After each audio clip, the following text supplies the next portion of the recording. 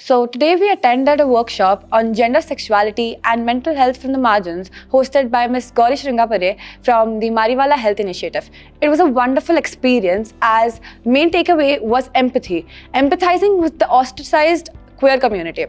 The concept of the charm circle by Gail Rubin was introduced in where heteronormative relationships and people are given unfair privileges and the queer community is marginalized. One sentence also said by the director of MHI really resonated with me, that you need to focus on the margins and the center will be included automatically.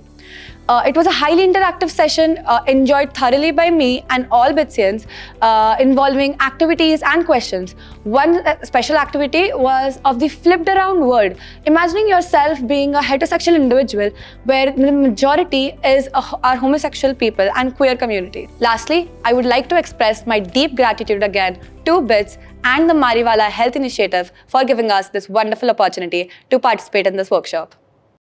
Hello. I wanted to convey a very special thanks to Gauri ma'am for holding such an enriching and beautiful session with us. I was able to understand the stresses and the issues faced by the queer community and how society creates power structures to enforce norms upon them.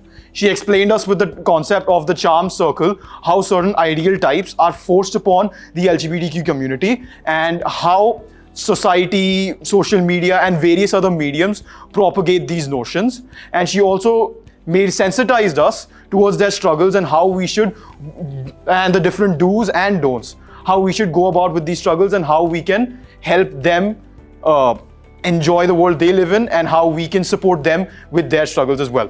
I am very grateful to Ms. Gauri Shringarpure for this beautiful program, and I'm also grateful for the Mariwala Health Initiative.